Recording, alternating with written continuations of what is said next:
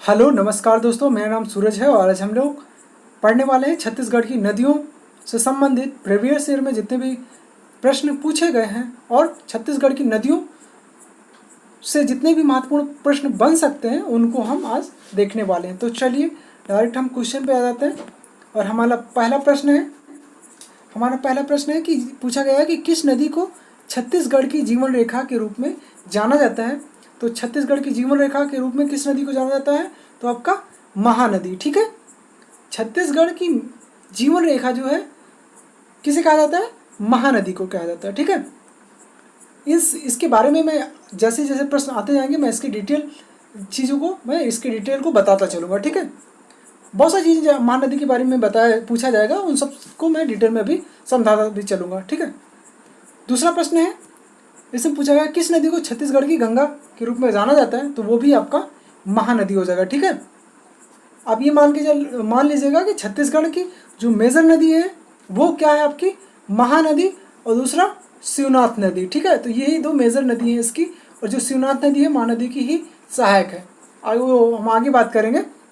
तो महानदी को क्या कहा जाता है? छत्तीसगढ़ की गंगा के रूप में भी जाना जाता है, और ये छत्तीसगढ़ की जीवन रेखा भी है महानदी। आगे हम बात करें तो देखें, पूछा गया कि महानदी की छत्तीसगढ़ की लंबाई कितनी है। महानदी जो नदी है महानदी की छत्तीसगढ़ में इसकी लंबाई कितनी है ये बताना है आपको, ना कि आपकी टोटल लेंथ बतानी है महानदी की। तो छत्तीसगढ़ में इसकी लंबाई कितनी है ये आपको बताना है। तो कितना है आपका? 286 किलोमीटर इसकी छत्तीसगढ़ में लंबाई है। टोटल लंबाई की हम बात देखो, ये इसका मैप है। ठीक है, ये मानते हैं इसका मैप है, ये निकलता है यहाँ से। ठीक है, धमंतरी के सिवा जगह से निकलती है और ऐसे करके हुए ये ऐसे चली जाती है। ठीक है, रायगढ़ होते हुए ये फिर यहाँ पे आपको उड़ीसा में प्रवेश कर जाती है। तो ये 286 किलोमीटर ही है यहाँ पे, 286 किलोमीटर ही है आपका छत्तीसगढ़ में प्रवाहित होती है। और कुल लंबाई की बात करें तो 251 किलोमीटर इसकी टोटल लेंथ है। ठीक है, 251 किलोमीटर टोटल लेंथ है, लेकिन 286 किलोमीटर ही छत्तीसगढ़ में ये प्रवाहित होती है। ठीक है, आगे चलते हैं अगले प्रश्न पे। छत्तीसगढ़ की सबसे बड़ी नदी कौन सी है? ये छत्तीसगढ़ पीसीएस 2012 में पूछा गया। काफ़ी सिंपल सा, काफ़ी आसान सा प्रश्न है, तो ये आपको बताना था। तो कौन सा आपका? महानदी है। ठीक है, इससे पहले मैंने लंबाई बताई दी है, जिसमें इस पहले बताया कि सबसे बड़ी नदी आपकी महानदी है। ये 2011 में पूछा भी गया है। अगले प्रश्न की बात करें तो इसमें पूछा गया कि महानदी की उत्पत्ति किस राज्य से होती है। इसमें यही सब पूछा गया। महानदी की उत्पत्ति किस राज्य से होती है, ये नहीं पूछा गया है कि छत्तीसगढ़ में किस जिले से होती है। ये पूछा गया महानदी की जो उत्पत्ति है किस राज्य से होती है, ये आपको बताना। तो ये पूछा गया आरआरबी बिलासपुर 2013 में ये प्रश्न पूछा जा चुका है। तो ये किस में होता है? छत्तीसगढ़ में इसकी उत्पत्ति होती है, मतलब इसका जो महानदी निकलती है वो कहाँ से होता है? छत्तीसगढ़ के। ये जगह का बता देता है, वो सिवा स्थान से। छत्तीसगढ़ का मैप की बात करें ऐसे करके तो यहाँ पे आपका हो जाता है आपका धमतरी के सेवा तहसील से होती है, तहसील के श्रृंगी पर्वत से ये निकलती है। और ऐसे इसकी दिशा की बात करें तो दक्षिण से उत्तर पूर्व फिर पूरब की तरफ ये मुड़ जाती है। ठीक है, तो ये बात हो गई, ये कहाँ से निकलती है, इसकी उत्पत्ति किस राज्य से होती है, वो तो हो गया छत्तीसगढ़। महानदी छत्तीसगढ़ से निकलती है। अगले प्रश्न पे चलते हैं। अगले प्रश्न में पूछा गया छत्तीसगढ़ में महानदी का उद्गम किस स्थल से होता है, ये आपको बताना है। छत्तीसगढ़ में किस स्थल से होता है ये आपको बताना है। तो कहाँ से होता है? जैसे इससे पहले भी मैंने इसको एक्सप्लेन कर दिया। ये कहाँ से होता है? धमतरी के निकट सेवा पर्वत से। इसमें पूछा है सेवा पर्वत लिख दिया, बस ये मान के चलिए आपके धमतरी से होता है। ठीक है, सेवा तहसील है श्रृंगी पर्वत से होता है। ठीक है, तो आपको बस ये जानना है कि किस जिले से होता है? धमतरी जिले से होता है। ठीक है, अगले प्रश्न में चलते हैं। अगले प्रश्न में क्या पूछा गया है कि महानदी किस जिले से निकलती है। सिर्फ जिला ही पूछा, इससे पहले ही पूछा था धमतरी में से निकलती है। ठीक है, अगले प्रश्न पे चलते हैं। अगले प्रश्न में पूछा गया है कि महानदी के किनारे अवस्थित शहर। ठीक है, ये महत्वपूर्ण है। महानदी के किनारे अवस्थित शहर के नाम बताने हैं। तो कौन कौन से महानदी के किनारे अवस्थित शहर हैं? तो आपका राजिम भी महानदी के किनारे है, शिवनारायण भी है और सिरपुर भी है। ठीक है, तो ये क्या हो जाएंगे? 8 का आपका डी हो जाएगा। ठीक है, इसमें तीन हो जाएगा, सिरपुर, शिवनारायणपुर, राजिम और एक आपका दुर्ग भी हो जाता है, ठीक है। जो कि दुर्ग आता है आपका शिवनाथ नदी के किनारे आता है, लेकिन इसको सहायक नदी होने के कारण इसको मान लिया जाता है। तो ये आपके तीन प्रमुख हैं, शिवनारायण, राजिम और सिरपुर, ठीक है। अगले प्रश्न पे चलते हैं। अगले प्रश्न में देख सकते हैं कि क्या पूछा गया कि छत्तीसगढ़ की दूसरी सबसे महत्वपूर्ण नदी क्या है। तो कौन सी सबसे बड़ी दूसरी महत्वपूर्ण नदी है आपकी, शिवनाथ नदी, ठीक है। इससे पहले मैंने बताया था शिवनाथ नदी छत्तीसगढ़ की दूसरी सबसे प्रमुख नदी है यहाँ की, ठीक है। और इसके बारे में मैं बता दूं कि इसकी जो उत्पत्ति आपको शिवनाथ नदी की होती है तो कहाँ से होता है, राजनांदगांव से, राजनांदगांव के अंबागढ़ से होता है, अंबागढ़ तहसील से होता है। राजनांदगांव की याद रखिएगा, अंबागढ़ तहसील से होता है, बस इतना ही आपको याद रखने की ज़रूरत है। और इसका जो आपको प्रवाह की बात करें तो आप राजनांदगांव, दुर्ग और धमोधा, नंदधर जगहों पे आपको 240 किलोमीटर की इसकी कुल लेंथ आपको देखने को मिलती है। यहाँ ये तो इसकी कुल लंबाई 240 हो गई, और जबकि 286 किलोमीटर किसकी है, महानदी की है, ठीक है। समझ गए, ओके। चलिए हम आगे बढ़ते हैं, समझ गए होंगे दूसरी सबसे महत्वपूर्ण नदी कौन सी होगी, शिवनाथ नदी। इसके डिटेल में मैंने बता दिया। आगे बात करते हैं अगले प्रश्न पे। छत्तीसगढ़ की दूसरी सबसे महत्वपूर्ण नदी शिवनाथ नदी का उद्गम स्थान बताइए। जैसा कि मैंने इससे पहले ही बता दिया इसको कि ये नदी कहाँ से निकलती है, आपकी राजनांदगांव के अंबागढ़ तहसील से निकलती है, ठीक है। और पहाड़ी का नाम क्या है, पाना बरस पहाड़ी, ठीक है। पाना बरस पहाड़ी से ये निकलती है, समझ गए। कहाँ पे है ये, राजनांदगांव में, राजनांदगांव जिले में इसकी स्थिति है। अंबागढ़ तहसील के पास पाना बरस पहाड़ी पर से निकलती है आपकी, क्या निकलती है, शिवनाथ नदी, जो छत्तीसगढ़ की दूसरी महत्वपूर्ण नदी है। इसकी कुल लंबाई देखने को मिलती है कितनी, 240 वर्ग किलोमीटर, 240 किलोमीटर, ठीक है। इससे पूछा गया अगले प्रश्न बात करें तो देखते हैं कि दुर्ग नगर है, दुर्ग शहर है, वो किस नदी के तट के किनारे अवस्थित है, ये आपको बताना है। ये काफ़ी अच्छा प्रश्न है, ठीक है। तो ये किस पे है, शिवनाथ नदी के किनारे बसा हुआ शहर है, ठीक है, क्योंकि इसके पास से बहता है, प्रवाहित होता है, ये प्रवाहित शिवनाथ नदी के प्रवाह क्षेत्र में आता है। अगले प्रश्न की बात करें तो इसमें पूछा गया शिवनाथ नदी किस स्थान पर अगर महानदी से मिल जाती है। ये भी बहुत बढ़िया प्रश्न है, ठीक है। ये कई सारे छोटे छोटे एग्जामों में पूछा जा चुका है और कई बार पूछे जाने की इसकी संभावना ज़्यादा है। तो मैंने जो वीडियो बनाया है इसमें सारी चीज़ें मैंने कवर की हुई है, जो एक बार देख लेगा, हाँ हो सकता है उसको मेरी लैंग्वेज उतनी समझ में ना आए, लेकिन ये सब चीज़ों को मैंने उसमें कवर किया था, तो सारी चीज़ें आपको उसमें मिल जाएंगी। एक भी प्रश्न ऐसा नहीं होगा कि जो आप देखने के बाद ना समझ पाए, तो सारी चीज़ें आप उस वीडियो में देखेंगे, सारी चीज़ें आप ऐसे थ्रूली कर सकते हैं, ठीक है। तो इसमें क्या पूछा है, शिवनाथ नदी किस स्थान पर आकर महानदी से मिल जाती है, तो ये आपको बताना है। तो किस स्थान पर आके मिल जाती है, शिवरी नारायण पे, ठीक है। और शिवरी नारायण किसके किनारे अवस्थित है, महानदी के किनारे बसा शहर है। यहीं पे आके दोनों नदियाँ मिलती हैं, शिवनाथ नदी और महानदी आके दोनों एक साथ मिलती हैं शिवरी नारायण के पास में।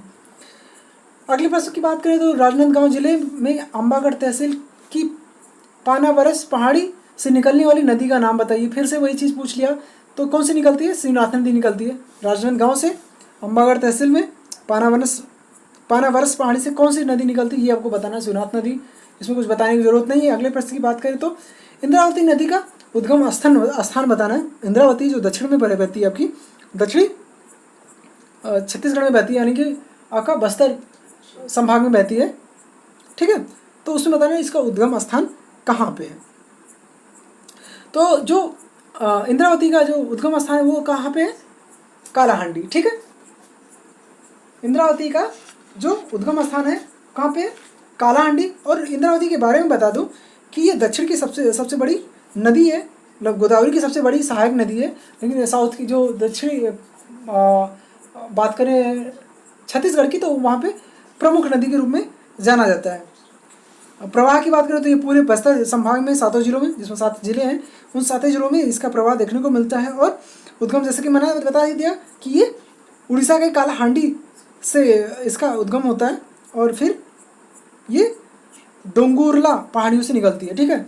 ये कालाहांडी जो कि कहाँ पे आपका, कालाहांडी कहाँ पे आपका, उड़ीसा में, ठीक है, उड़ीसा से निकलती कालाहांडी। आगे अगले प्रश्न की बात करें तो देखेंगे कि इसमें पूछा गया है कि बस्तर और दंतेवाड़ा जिले से होकर प्रवाहित होने वाली नदी के नाम बताइए। काफ़ी सिंपल सा प्रश्न पूछा गया है, तो कौन सा हो जाएगा आपका, इंद्रावती। जैसे कि मैंने बताया कि इंद्रावती है पूरे बस्तर संभाग में प्रवाहित होती है, ठीक है, और काफ़ी प्रमुख नदी है। अगले प्रश्न पे चलते हैं। इंद्रावती की सबसे बड़ी सहायक नदी कौन सी है, आपको ये बताना है। इंद्रावती की सबसे बड़ी सहायक नदी है क्या है, ठीक है, तो इसकी सबसे बड़ी सहायक नदी कौन सी है वो आपको बताना है। तो इसके सहायक नदियों की बात करें तो आप ये पहले जान लें, इसकी कुल लंबाई 164 किलोमीटर इसकी कुल लंबाई आपको देखने को मिलती है। और इसकी सहायक नदियों की हम बात करें तो ये संगनी, डंकनी, कोटरी और मंडेर, कुछ ऐसे नदियाँ इसकी जो सहायक नदियाँ हैं। और इसको हम क्या कहते हैं, ये बस्तर की जीवन रेखा भी इसके नाम से भी जाना जाता है जी, ठीक है, इसको बस्तर की जीवन रेखा के रूप से नाम से भी इस नदी को जाना जाता है, समझ गए। तो इसकी सबसे बड़ी सहायक नदी कौन सी हो गई आपकी, इंद्रावती की सबसे बड़ी सहायक नदी कौन सी हो जाएगी आपकी, कोटरी, ठीक है, कोटरी इसकी सबसे बड़ी सहायक नदी है, ठीक है।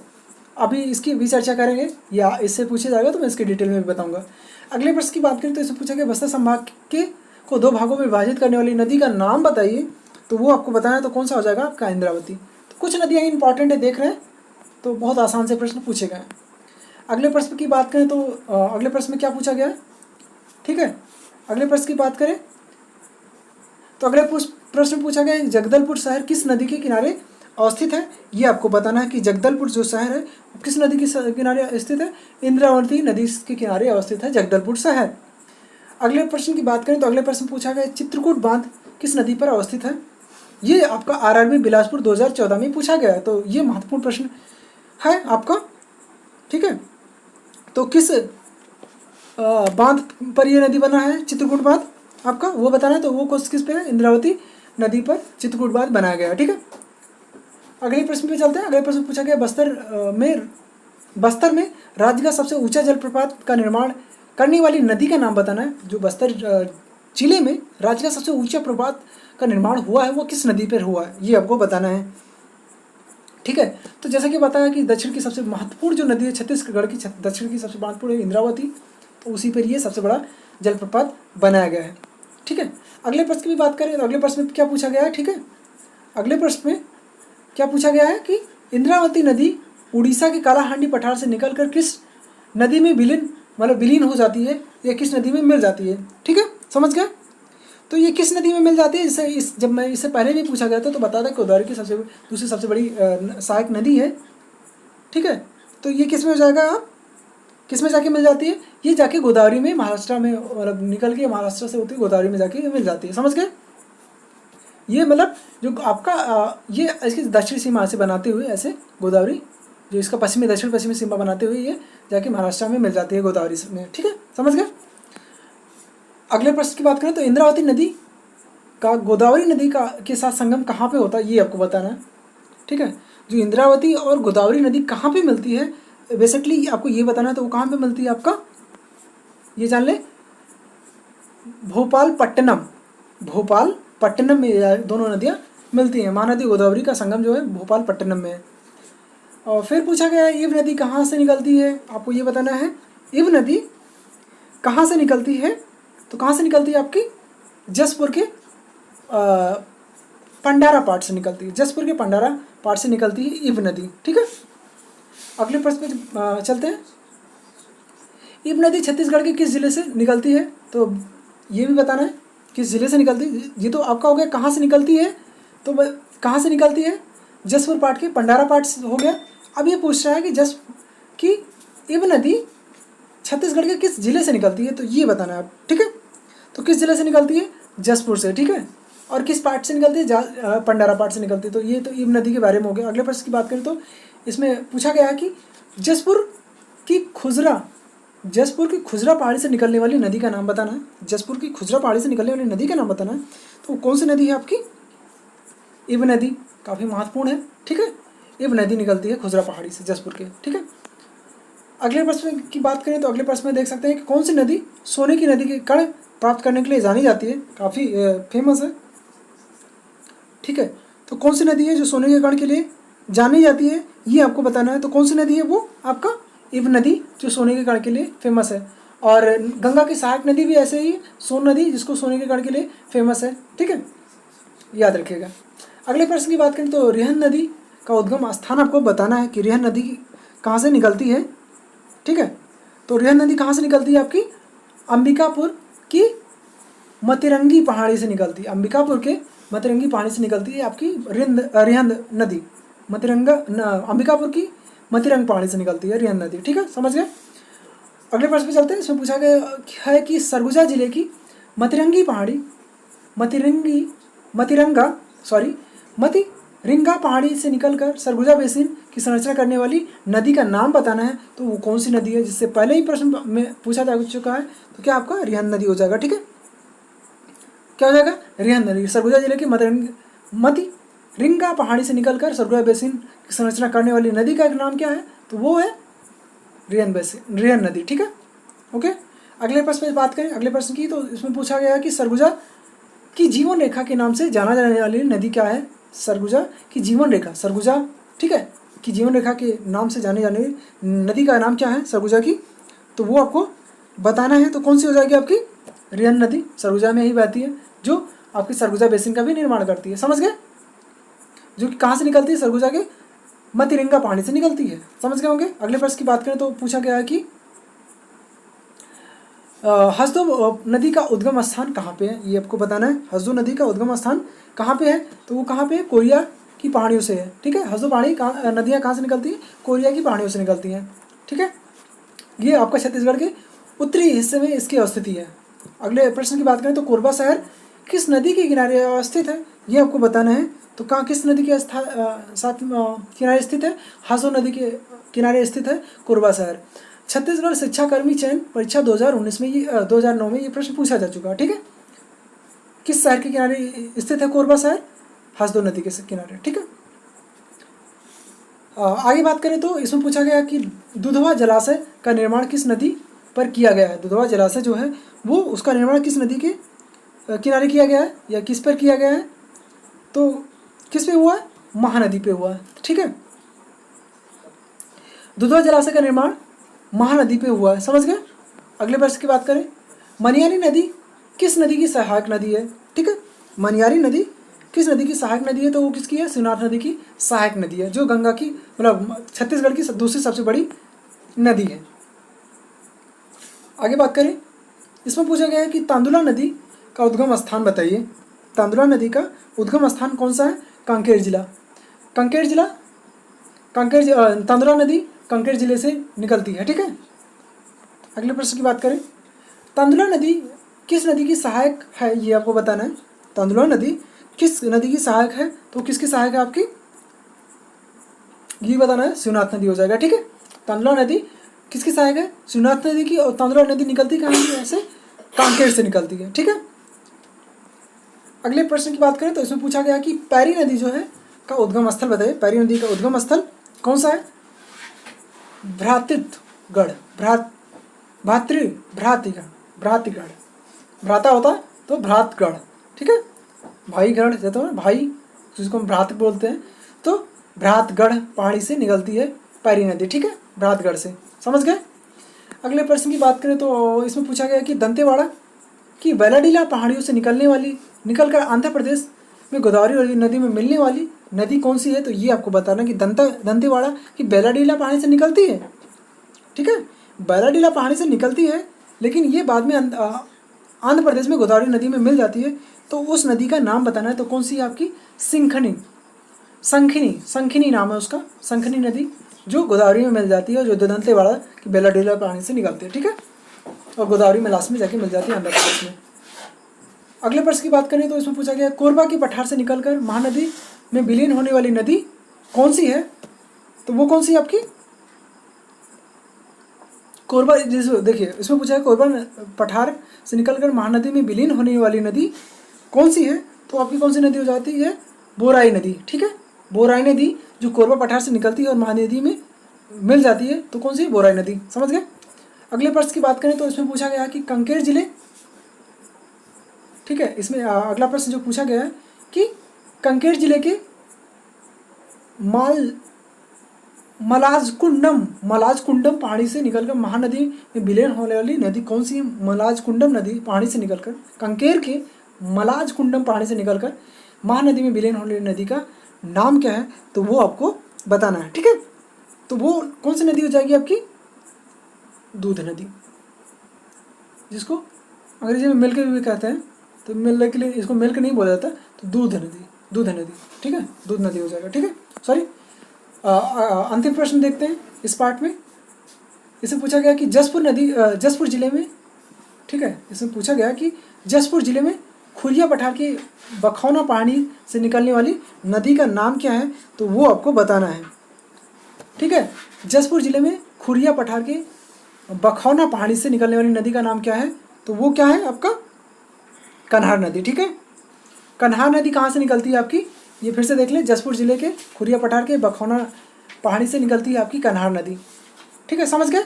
तो ये आपके तो थे जो छत्तीसगढ़ में नदियों से संबंधित जितने भी प्रश्न पूछे गए हैं, जो प्रीवियस ईयर में देख सकते हैं कई सारे एग्जामों में पूछे गए हैं, और जो इससे संबंधित प्रश्न पूछे जा सकते हैं जो महत्वपूर्ण थे, मैंने उनको बताया है। ये तो आपकी 40 प्रश्न हो गए हैं, और 40 प्रश्न हम नेक्स्ट वीडियो में देखेंगे, ठीक है। देखने के लिए थैंक यू।